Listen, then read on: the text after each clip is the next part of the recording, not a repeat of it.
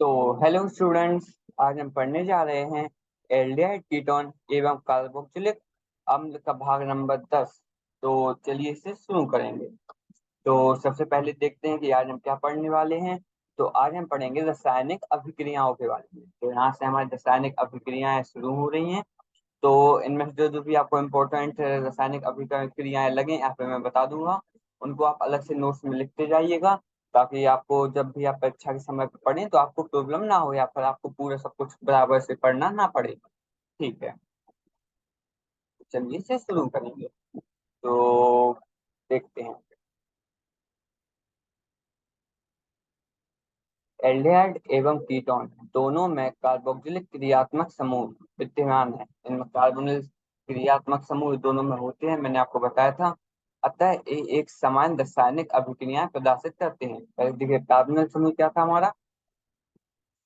इस तरह से एक कार्बन जुड़ा था और दोनों साइड और ऊपर हमारा एक ऑक्सीजन जुड़ा हुआ था। तो यह था हमारा कार्बोनिल समूह। यहाँ पर मैं एक हाइड्रोजन जोड़ दूंगा एक कॉर्नर पे, और बाकी साइड कोई भी आर जोड़ दूंगा, तो यह मेरा एल्डिहाइड हो जाएगा। यहाँ पर हाइड्रोजन की जगह पे अब मैं दूसरा आर डैश जोड़ दूंगा, तो यह मेरा कीटोन हो जाएगा। तो दोनों में कुछ ज्यादा फर्क नहीं है, इसलिए यह हमारी दोनों जो भी हमारे एल्डिहाइड और कीटोन होते हैं, वह दोनों समान रासायनिक अभिक्रियाएं प्रदर्शित करते हैं। तो सबसे पहले हम देखते हैं नवीकरागी योजक अभिक्रिया। इसमें हमारा जो भी नवीकरागी होगा, योजक योजक मतलब जोड़ना। तो नवीकरागी क्या होता है, सबसे पहले देखते हैं। इसे हम इंग्लिश में इलेक्ट्रोफाइल कहते हैं। ठीक है, इलेक्ट्रोफाइल नहीं, इसे हम न्यूक्लियोफाइल कहते हैं। न्यूक्लियोफाइल न्यूक्लियोफाइल क्या होता है, जो जो हमें इलेक्ट्रॉन दे सकता है। जैसे हम देखते हैं O H, O H minus. देखिए, यह हमारा इसके ऊपर एक ज्यादा इलेक्ट्रॉन है, तो यह हमारे एक इलेक्ट्रॉन देना चाहेगा। तो यानी जैसे हमारा O2 माइनस। ठीक है, जिस जिन जिन में भी है ऊपर माइनस धनात्मक चिन्ह आएगा, धनात्मक आएगा चिन्ह, वह हमारे पूरे के पूरे न्यूक्लियोफाइल होते हैं। ठीक है, तो चलिए इन्हें अब देखते हैं नवीकरागी योजक अभिक्रिया। तो एल्कीनो में जैसे इलेक्ट्रॉन नारागी योजक अभिक्रिया देखी जाती है। ठीक है, एल्कीनो में एल्कीनो हम पहले हेलो एल्कीन और हेलो एलीन पढ़ के आए हैं। तो इसमें आप जो भी एल्कीनो में आपने इलेक्ट्रॉन नारागी योजक अभिक्रिया देखी थी, उसी को आज हम नवीकरागी योजक अभिक्रिया भी उसकी देखेंगे।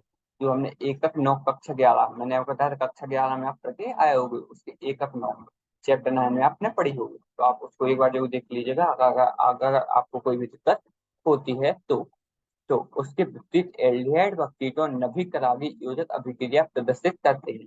तो यह अभिक्रिया क्या होती है, मैंने आपको बता दिया। नवीकरागी पहले क्या होता है, तो उसकी योजक अभिक्रिया हम देखेंगे। ठीक है, तो चलिए इसे देखते हैं। तो नवीकरागी योजक अभिक्रियाओं की क्रियाविधि। तो सबसे पहले हम इनकी क्रियाविधि देखेंगे।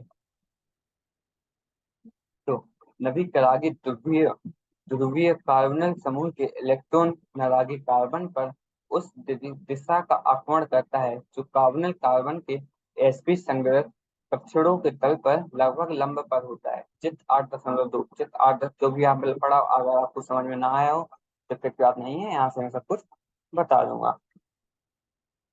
चलिए इसे देखते हैं। तो सबसे पहले हम एक पेन ले लेंगे।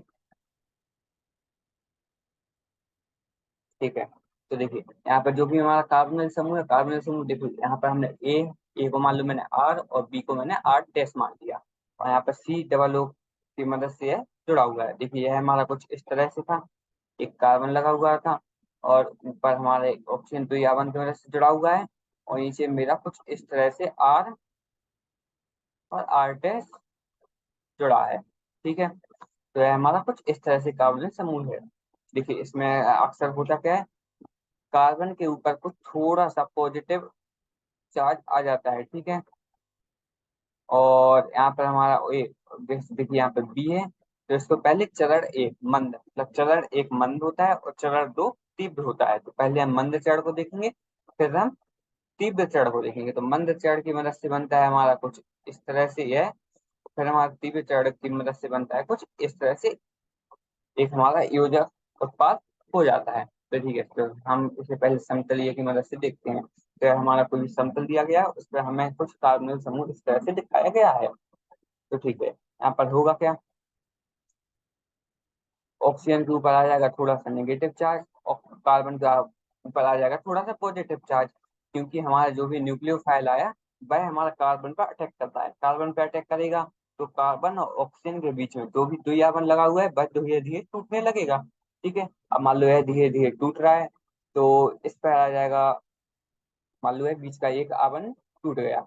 जो भी हमें न्यूक्लियोफाइल आया था, न्यूक्लियोफाइल मैंने बताया था एक इलेक्ट्रॉन देता है, मतलब इलेक्ट्रॉन देगा तो कार्बन जरूर लेना चाहेगा क्योंकि उसके ऊपर पॉजिटिव चार्ज है, और पॉजिटिव चार्ज वाला हमेशा इलेक्ट्रॉन लेना चाहता है और नेगेटिव चार्ज वाला हमेशा इलेक्ट्रॉन देना चाहता है। तो ठीक है, न्यूक्लियोफाइल यहाँ पर देखिए दूसरी स्टेप में देखिए न्यूक्लियोफाइल यहाँ पर आके जुड़ गया। या आपको ध्यान रखना है कि इसका चरण एक मंद होता है और चरण दो तीव्र होता है। ठीक है, तो न्यूक्लियोफाइल यहाँ पर आके जुड़ गया और ऑक्सीजन और कार्बन के बीच में देखिए एक बॉन्ड टूटा था, लेकिन कार्बन को कोई फर्क नहीं पड़ा क्योंकि उसके पास न्यूक्लियोफाइल आ गया, जिसे हमने NU करके दर्शाया है।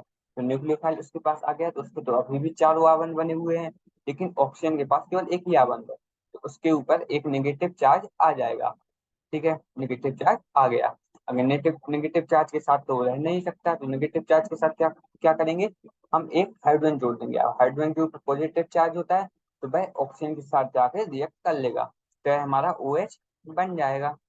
ठीक है, तो चरण दो में हम क्या करने वाले हैं, हाइड्रोजन को जोड़ देंगे जो कि हमारा तीव्र चरण होता है।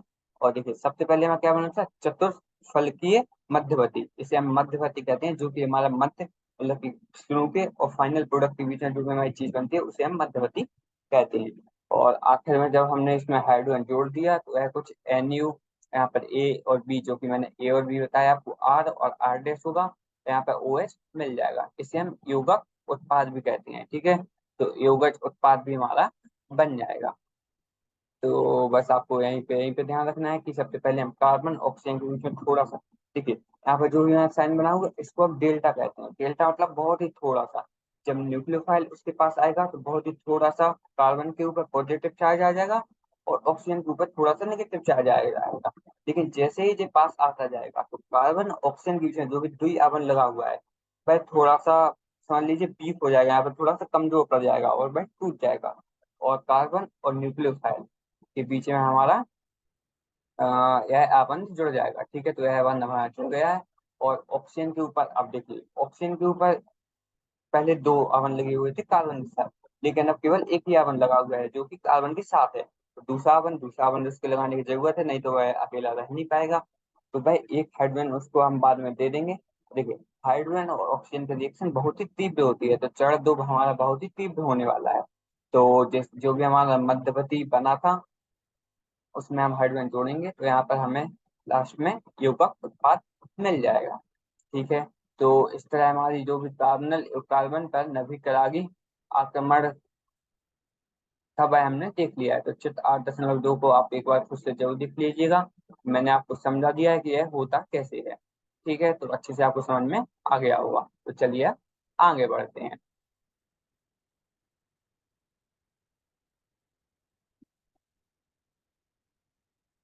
ठीक है,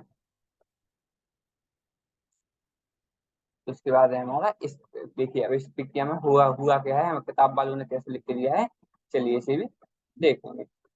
इस प्रक्रिया में कार्बन की संकरक अवस्था sp2 और sp3 हो जाती है। तो देखिए हमारा जो भी बीच में कार्बन होता है, देखिए यह हमारा जो भी कार्बन है इसकी जो भी हमारी संकरण अवस्था आपने हाई अभी पिछले चैप्टर, अभी एक दो चैप्टर पहले पढ़ के आए होंगे, या अभी आपने 11th क्लास में तो आपने पढ़ाई होगा।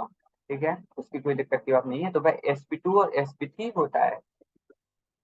ठीक है, तो जो हमारी कार्बन की अवस्था होती है वह sp2 और sp3 हो जाती है जब हमारा पहले न्यूक्लियोफाइल आएगा, और उसके बाद जो भी हमारा हाइड्रोजन जुड़ जाएगा तो उसके बाद पहले sp2 फिर sp3 हो जाएगी, तथा चतुर्थ फलीय एल्कोक्साइड मध्यवर्ती बनता है। तो ठीक है, चतुर्थ फलीय एल्कोक्साइड यह हमारा बीच में बन जाता है, जिसे हम मध्यवर्ती कहते हैं। देखिए पहले शुरू और फाइनल प्रोडक्ट के बीच में जो वही बीच में चीज बन रही थी उसी को हम मध्यवर्ती कहते हैं। यह मध्यवर्ती अभिक्रिया माध्यम से एक प्रोटॉन प्राप्त करके विद्युत उदासीन उत्पाद करता है। देखिए प्रोटॉन, प्रोटॉन क्या है, जो भी हम इसको हाइड्रोजन दे रहे हैं यही हमारा प्रोटॉन है। तो इसको हम जो भी प्रोटॉन दे रहे हैं, ठीक है, उसी को इन्होंने यहाँ पे प्रोटॉन बोल दिया है, इसी हाइड्रोजन को। ठीक है। कुल परिणाम, कार्बन ऑक्सीजन द्वितीय आबंध पर NU माइनस बा L प्लस का योगक होता है, चित्र 8.2 में दर्शाया गया है। देखिए आखिर में इन्होंने बोल दिया कि बस इसमें हुआ क्या है, इसमें बस उन्होंने क्या किया, कार्बन और ऑक्सीजन के बीच का एक आबंध तोड़ दिया है, और कार्बन पे हमारा NU जोड़ दिया है, और ऑक्सीजन पे यहाँ पर H जोड़ दिया है। आखिर में देखिए हुआ तो यही है, चाहे जैसे भी हुआ हो। तो आखिर में इन्होंने बस आपको क्या ध्यान रखना है, कार्बन पे आपको जो भी हमारा न्यूक्लियोफाइल आएगा, जो भी हमारा नवीन करागी आएगा, उसको जोड़ देना है, और ऑक्सीजन पर एक हमारा आखिरी नेगेटिव चार्ज बच रहा था, तो वहां पे एक आपको हाइड्रोजन जोड़ देना है। तो यहाँ से आपकी नवी करागी आक्रमण आपको समझ में आ गया होगा, और यहाँ से हमने नवी करागी योगक अभिक्रियाओं क्रियाविधि भी देख ली है। ठीक है, तब चलिए आगे देखेंगे। तो अब हम पढ़ेंगे अभिक्रियाशीलता। अभिक्रियाशीलता को हम चलिए देखते हैं। हाँ, ठीक है, तो सबसे पहले हम इसे पढ़ के देखेंगे कि यह है क्या, उसके बाद इसके आगे देखेंगे। तो आगे बस इसी के बारे में दिया गया है, वो बस खत्म है। तो चलिए सबसे पहले इसी को देखते हैं। तो इलेक्ट्रॉनिक व त्रिविम प्रभावों के कारण नवीकरणीय यौगिक अभिक्रियाओं में एल्डिहाइड कीटोन की अपेक्षा अधिक अभिक्रियाशील होते हैं। ठीक है। तो इसमें पहले दिया गया है कि अभिक्रिया एल्डिहाइड कीटोनों की अपेक्षा में अधिक अभिक्रियाशील होते हैं। तो एल्डिहाइड, देखिए आखिर में जब भी हमें इलेक्ट्रॉनिक की त्रिविम प्रभाव के कारण नवीकरणीय यौगिक अभिक्रिया, जो भी हमारी नवीकरणीय यौगिक अभिक्रिया है, तो वह इलेक्ट्रॉन में ज्यादा होती है कीटोनों के अपेक्षा में। ठीक है, बस इसमें इतना ही दिया गया है। अब इसको आगे देखेंगे। त्रिविम रूप में नवीकरणीय के कार्बोनिल कार्बन तक पहुंचने में कीटोनों की उपस्थिति दो संप्रेषक बड़े प्रतिस्थापी समूह एल्डिहाइडों की अपेक्षा अधिक बाधा उत्पन्न करते हैं, जिनमें केवल एक ही ऐसा प्रतिस्थापी उपस्थित होता है। देखिए इसको हम बस एक तरह से ऐसे देखिए, पहले आपको यहाँ पर कुछ चीजें ध्यान रखनी है। जैसे एक ही प्रतिस्थापी होता है, और यहाँ पे प्रतिस्थापी समूह एल्डिहाइडों की अपेक्षा अधिक बाधा उत्पन्न करते हैं। देखिए जो भी हमारे प्रतिस्थापी स्थापी समूह होते हैं वह एल्डिहाइड होते हैं, वह बाधा उत्पन्न करते हैं, लेकिन वह उनकी अपेक्षा में ज्यादा अधिक बाधा उत्पन्न करते हैं। तो बस आपको यहीं पे इतना ही ध्यान रखना है। ठीक है, फर्क क्या होता है, फर्क यह होता है कि सबसे पहले मान लो यह है हमारा कुछ इस तरह से, मान लो मैंने एक एल्डिहाइड का समूह बना लिया। ठीक है, यह मेरा मान लो एक एल्डिहाइड का समूह है। ठीक है, और यहाँ पर मैं बनाता हूँ ये कीटोन का समूह।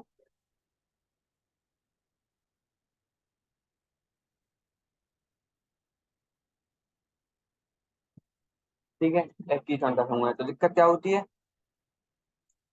कि कीटोनों में क्या होता है, कीटोनों में दोनों तरफ आर जुड़े हुए होते हैं। आर क्या होता है, आर होती है हमारी कार्बन की संख्या, जबकि एल्डिहाइड में हमारे केवल एक ही तरह आर जुड़े हुए होता है। तो जब हमारा न्यूक्लियोफाइल आएगा, ठीक है, तो आर और आर के बीच में उसको, यहाँ पर देखिए बहुत सारे जब कार्बन होंगे तो न्यूक्लियोफाइल को आने में दिक्कत होगी। ठीक है, लेकिन जब यहाँ पर कम से कम कार्बन होगी, क्योंकि एक साइड एच जुड़ा हुआ है, दूसरी साइड ये आर जुड़ा हुआ है, तो यह एक लंबी चेन होगी, लेकिन उसको आना कहाँ पे, उसको आना है उस मेन कार्बन पे जहाँ पर हमारा ऑक्सीजन जुड़ा हुआ है, तो वहां पर तो कम कार्बन ही है। तो एल्डिहाइडों की अपेक्षा अधिक बाधा उत्पन्न करते हैं कौन, कीटोन, क्योंकि कीटोनों के आसपास बहुत सारे कार्बन होते हैं, तो वहां पर तो न्यूक्लियोफाइल आने नहीं वाला। मान लीजिए यहाँ पर कोई न्यूक्लियोफाइल आया, ठीक है, और यहाँ पर कोई न्यूक्लियोफाइल आया।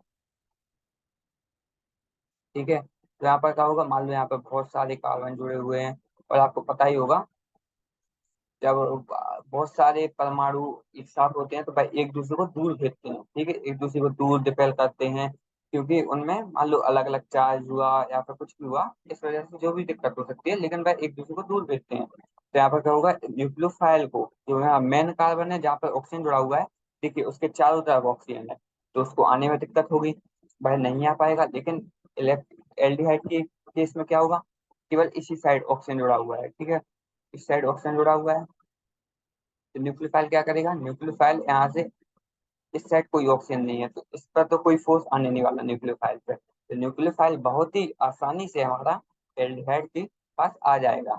तो बस यहाँ पे ही दिया हुआ है कि त्रिविम रूप में नभिकरागी के कार्बोनिल कार्बन तक पहुंचने में कीटोनों की उपस्थिति में दो सापेक्षिक बड़े प्रतिस्थापी समूह एल्डिहाइडों की अपेक्षा अधिक बाधा उत्पन्न करते हैं। देखिए, जो भी हमारे दो बड़े प्रतिस्थापी समूह होते हैं वह एल्डिहाइडों की अपेक्षा अधिक बाधा उत्पन्न करते हैं। तो बस आपको भाई बस यहाँ पे बस इतना ही इम्पोर्टेंट पॉइंट है याद करने के लिए। ठीक है। और जिसमें केवल एक ही ऐसा प्रतिस्थापी उपस्थित होता है, जबकि एल्डिहाइड में केवल एक ही ऐसा प्रतिस्थापी उपस्थित होता है। ठीक है, तो केवल एक ही समूह होता है, तो उसमें उतनी ज्यादा दिक्कत नहीं होती। अब चलिए आखिर में देखते हैं। तो आखिर में हमें दिया गया है इलेक्ट्रॉनिक रूप में एल्डिहाइड कीटोन से ज्यादा क्रियाशील होते हैं। ठीक है, तो एल्डिहाइड जो होते हैं वह कीटोन से ज्यादा क्रियाशील होते हैं, जो कि हमारे इलेक्ट्रॉनिक रूप में होता है, क्योंकि कीटोन में उपस्थित दो एल्केल समूह कार्बोनिल कार्बन के इलेक्ट्रॉन आगे की स्थिति को एल्डिहाइड की तुलना में कम कर देते हैं। तो बस यहाँ पे यही बताया गया है कि यह मेरा एल्डिहाइड है, तो एक तरफ H जुड़ा हुआ था, एक तरफ आ जुड़ा हुआ था, जबकि कीटोन में कुछ अलग होता है। यहाँ पर बस एक तरफ आर और दूसरी तरफ मान लो आर नहीं जुड़ा, तो दूसरी तरफ मैंने आर डैश मान लिया, जबकि दोनों के दोनों हमारे कार्बन की श्रृंखला समूह है।